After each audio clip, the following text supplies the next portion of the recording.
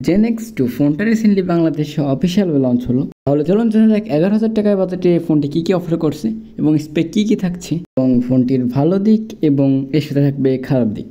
ফার্স্টে যদি কথা বলি ফোনটির ডিজাইন, তাহলে ফোনটির ডিজাইন মোটামুটি সকলের কাছে ভালো লেগে যাবে।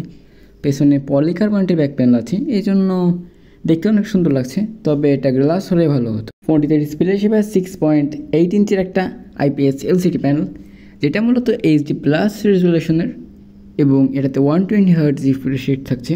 তবে ফোনটার ডিসপ্লে যে HD+, এটা আমার কোনো কমপ্লেন নেই। আমার কমপ্লেন এখানে যে ফোনটির ডিসপ্লে কিন্তু পাঞ্চেল কাট আউট না, এখানে একটা ইউ শেপ নচ দেওয়া হয়েছে, এখানে অবশ্যই একটা পাঞ্চেল কাট আউট দেওয়া উচিত ছিল।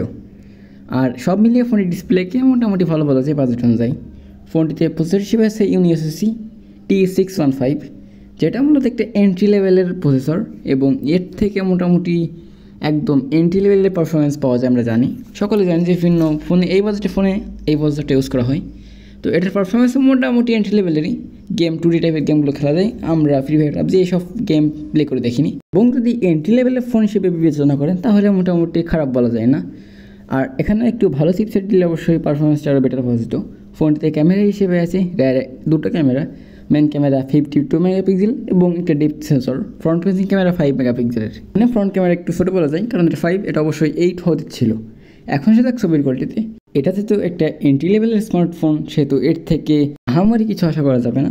এবং মোটামুটি যদি বাজেট অনুযায়ী বলি, ছবি ডিটেল এগুলো ট্রাই করে ঠিক রাখার জন্য, হাইলাইট লো লাইট মোটামুটি ব্যালেন্স করা ট্রাই করে। আর সব মিলিয়ে এটাকেও খারাপ বলা যায় না, ছবির কোয়ালিটি মোটামুটি ভালোই। ফোনটিতে অ্যান্ড্রয়েড ভার্সন হিসেবে আসছে বেস্ট এবার Android 14 এবং এই ফোনটিতে আপডেটের বিষয়ে কোনো কিছু জানা যায়নি, হয়তো আপডেট আসতেও পারে বা নাও আসতে পারে।